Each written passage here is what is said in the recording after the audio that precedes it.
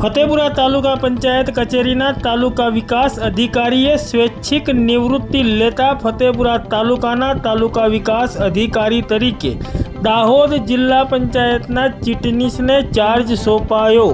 તારીખ 6 જૂન 2024 અને ગુરુવારના રોજ સાંજે 4 વાગ્યે મળતી માહિતી પ્રમાણે ફતેપુરા તાલુકાના તાલુકા વિકાસ અધિકારી A.D. પટેલે સ્વૈચ્છિક નિવૃત્તિ લઈને નિવૃત્ત થયા છે, ત્યારે તેઓની જગ્યાએ ફતેપુરા તાલુકા વિકાસ અધિકારી તરીકે દાહોદ જિલ્લા પંચાયતમાં ચીટનીસ તરીકે ફરજ બજાવતા યોગેશ M. બારિયાને ફતેપુરા તાલુકા વિકાસ અધિકારી તરીકેનો ચાર્જ સોંપાયો છે।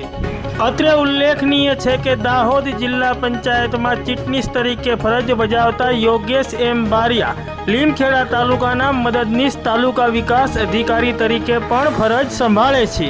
ત્યારે હવે ફતેપુરા તાલુકા પંચાયતના નવા તાલુકા વિકાસ અધિકારી યોગેશ M. બારિયાને સતત 3 ફરજો બજાવવાનો વારો આવ્યો છે। તેઓ ફતેપુરા તાલુકા વિકાસ અધિકારી, લીમખેડા મદદનીશ તાલુકા વિકાસ અધિકારી અને દાહોદ જિલ્લા પંચાયતના ચીટનીસ એમ 3 જગ્યાએ ફરજ બજાવશે।